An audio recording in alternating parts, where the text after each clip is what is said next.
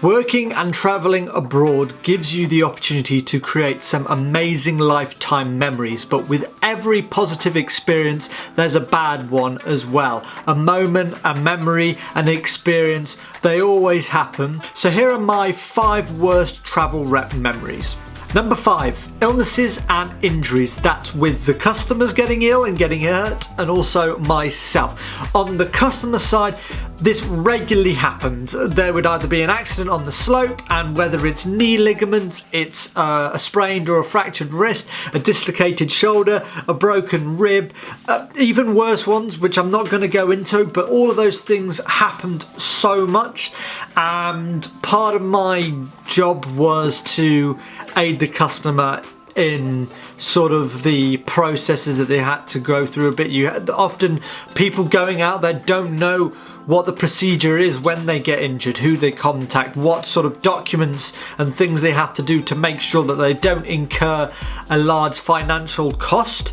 Often that is revolved around insurance, and there's always an initial cost because the doctors or the hospital require some sort of payment, but it's like really important, particularly in winter, that you have the correct insurance, so that when worst comes to worst, then you've got support around you.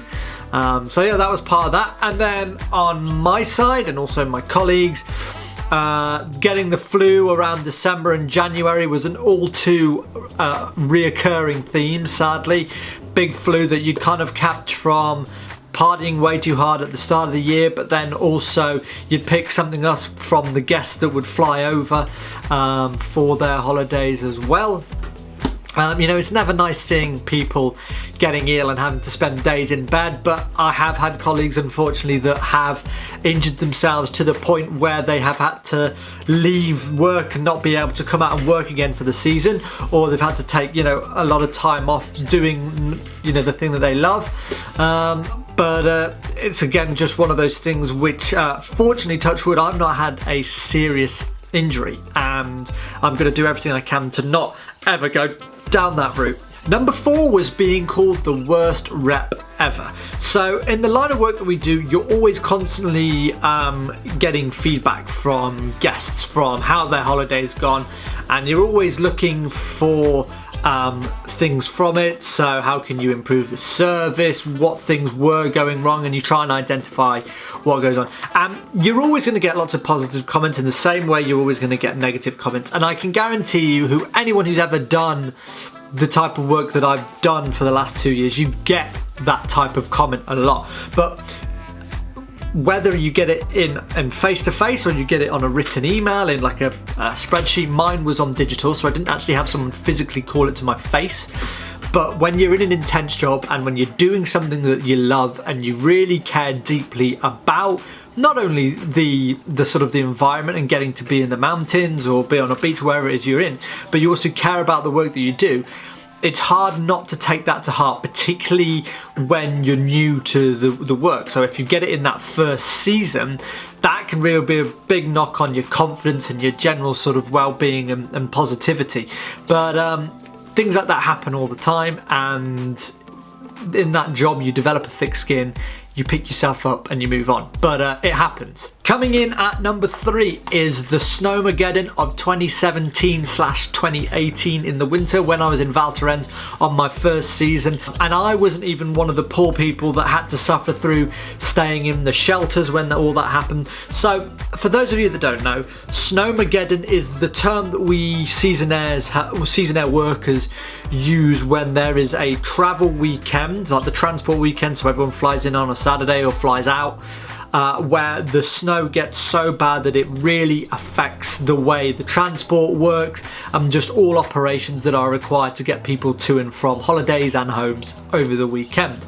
And this was the worst. I've documented it, as I said, just exactly what the conditions were, but they were horrific.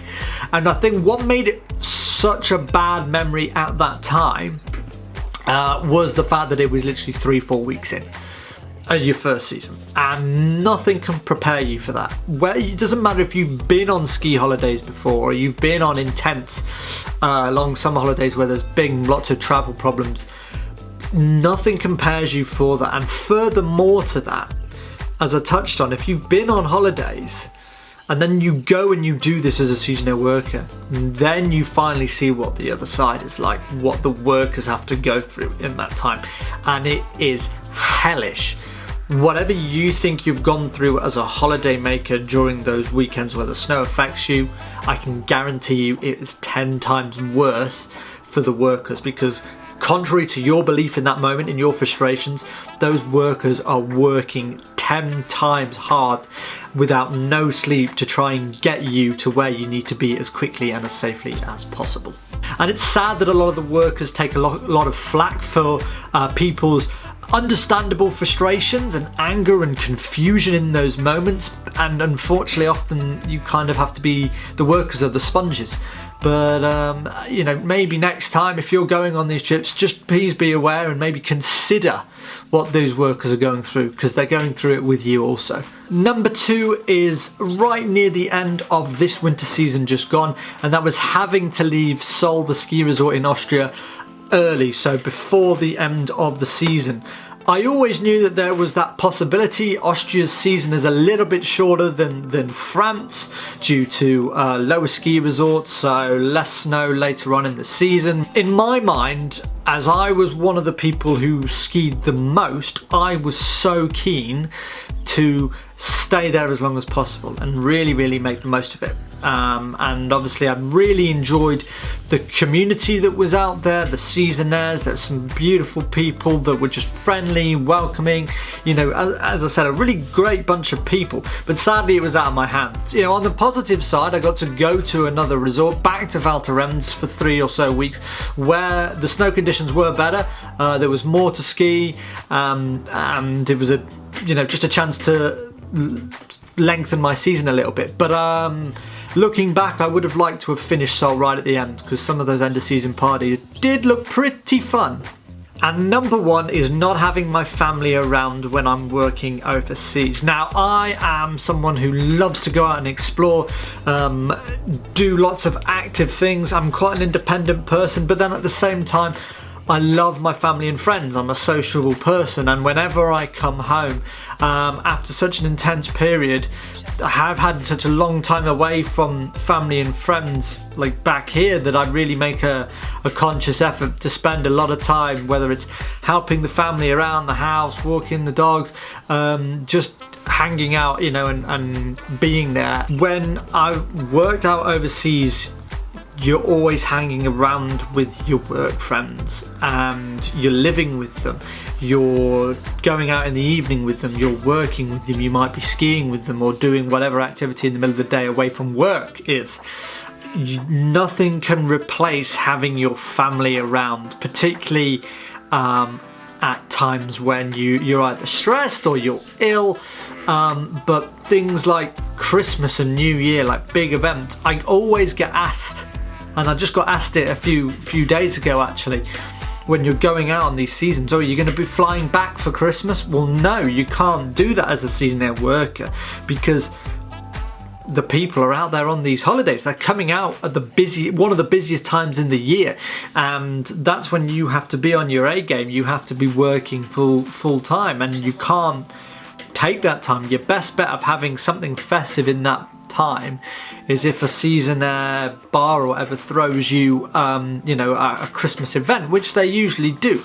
But nothing replaces, you know, being around the warm fire back home and just enjoying the company of, you know, the people who love you and vice versa. So yeah, those are my 5 worst travel rep memories. I hope you've enjoyed these 2 videos, and let me know what you think of them. If you've got any other suggestions or a bit of feedback, please put them in the comments section below. Don't forget to like and subscribe to the channel, and I will see you guys soon. Tango. Hey, puppy. You asleep?